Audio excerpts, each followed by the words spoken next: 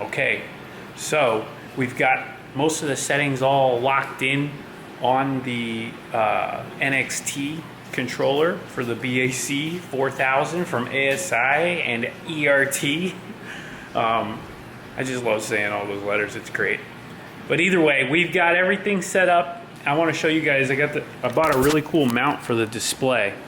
So this is a SP Connect, really strong, and it puts the display right where you want it. You can move it all around and play with that, but check this out. So here's the display. You can see it is all functional now. We've got, it says 84%, but we're actually at 100% battery. So that's the maximum. You can see it says 66.41. That's topped off pretty well. So let's go ahead. We're going to take it out now and do a top speed run in that same area that we were able to achieve 51 miles per hour, I believe. We're going to do the same thing. We're going to go both ways, and we're going to see what kind of speed gains we have now with the BAC 4000 on board. If you didn't see the last video, this thing pumped out 11.8 horsepower, 11.8 or 11.9. It was right almost 12 horsepower. So maybe it was 11.9. I can't remember. But we're hoping for 60 miles an hour in that same area that we were able to achieve 51. So if we get to 60, we have done it. That's the main goal. That was the main goal for me on the stock battery. After that, all bets are off. The Lightspeed battery is being made as we speak. We'll see how long it takes for Chris to get that done. Chris, if you're watching this, everybody's waiting, including me. So hopefully we get that. That's going to be a interesting battery. Anyway, let's load up. Let's take this thing out. I waited for nightfall so the traffic died down and we can do this safely. It's time to make a run. Okay, so we're all set up here. Let's go ahead and set up to make a run. Max speed 0. Here we go.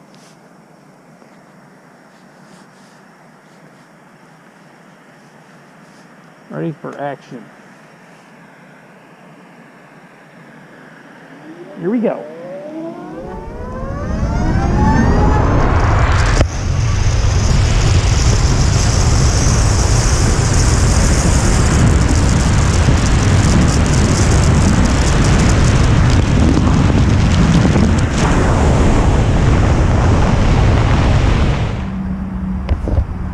Okay.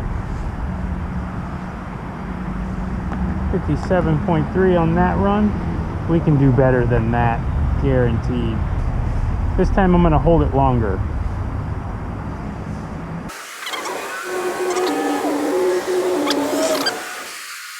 We should be clear.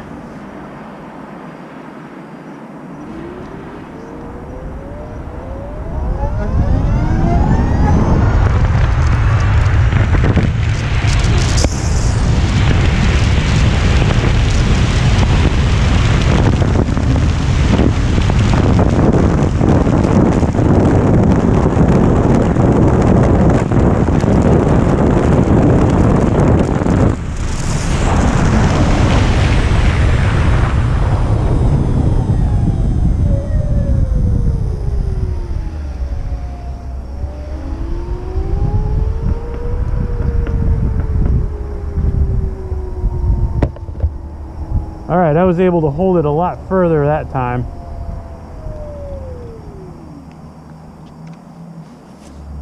Let's see what that got us.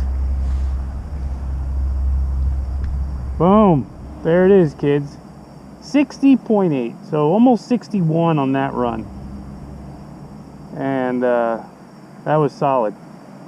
So it just needed a little more room, and I think it'll go faster with more room. Guaranteed. So 60.8, flat ground. There's no wind today. It's absolutely zero wind. I might make one more run in the other direction one more time, but that's pretty solid. 60.8, we did it. Stock battery.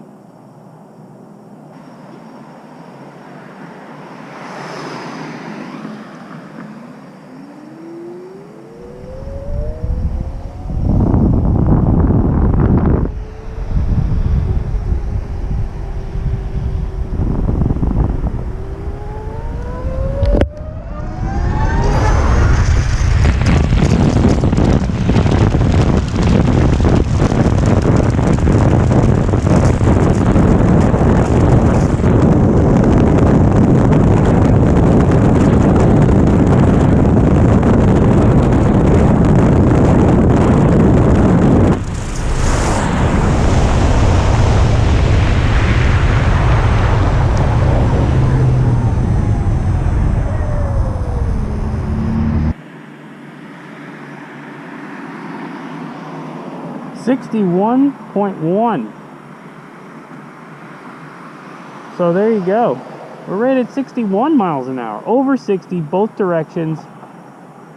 This is a winning setup. Any way you look at it. Awesome. Alright, let's get back to the house. That was nice.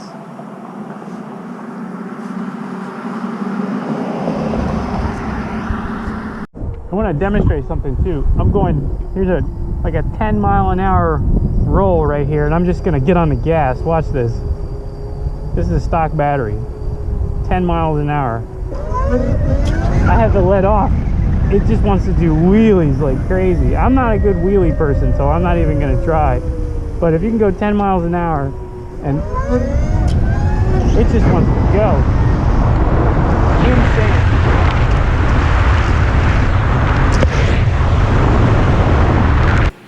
There it is, 61 miles an hour.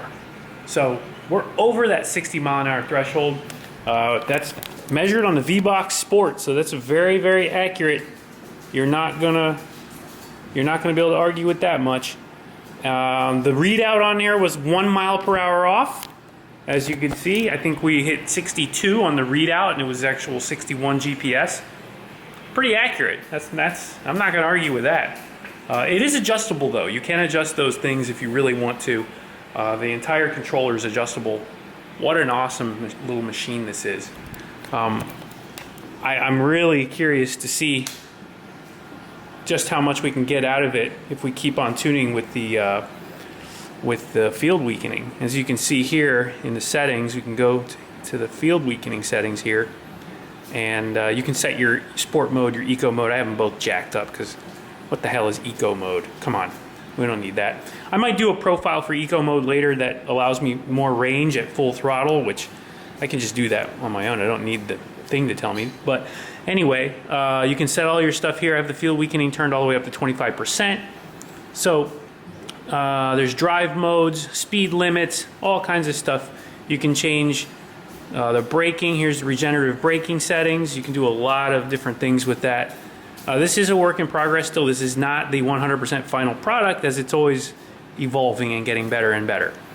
But here's your battery info. You can actually see, we can see where we're sitting here battery wise. Let's see, 64.75, which, yeah, I believe that's what we see here. Yep, 64.75. So a lot of really cool features in here. It automatically detects the battery that you're running. So if you do run the 72 volt pack, it'll automatically adjust for that. But just a really cool little gadget, I'm gonna call it.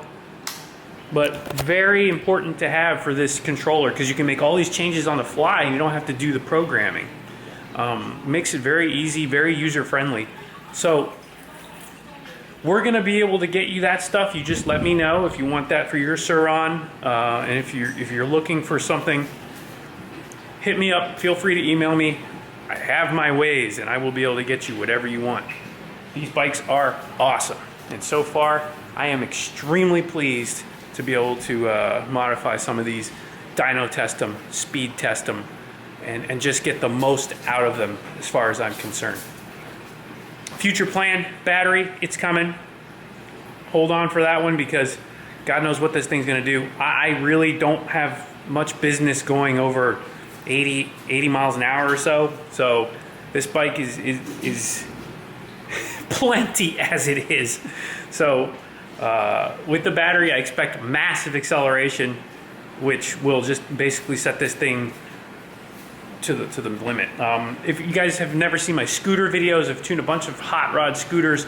This is one of them. This Aerox that I built is a fun scooter. It's not my fastest one, but it is pretty fun. It's making about 16, 17 horsepower, I think, if I remember correctly. Maybe it was 18 horsepower. I don't know. I don't remember even. But regardless, this is a fast scooter by those standards, and I feel that the two of these are going to be very similar in performance. This will actually probably be a little bit faster because it's lighter. Power to weight ratio is going to be pretty close though, I think. So I'm really into that. I love the idea of having an electric powered motorbike like that that's able to compete with the gas stuff. and get the range, which is pretty amazing. So we'll see what, we're gonna do some range testing too. We're gonna see just how far we can go on this battery. I'm not gonna ride it balls out like that the whole time, obviously, but I do wanna be able to travel 50, 55 miles an hour, which it can do effortlessly now. It's able to keep that, maintain that speed, and I don't think that the mileage is really taking much of a hit.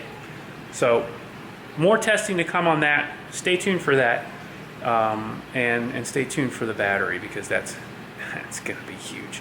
I hope you guys are enjoying this content. I'm having fun just doing it. I'm learning a lot. We're learning every day. We're getting better and better at this, and we hope to do much more in the future. So we'll see you guys in the next one.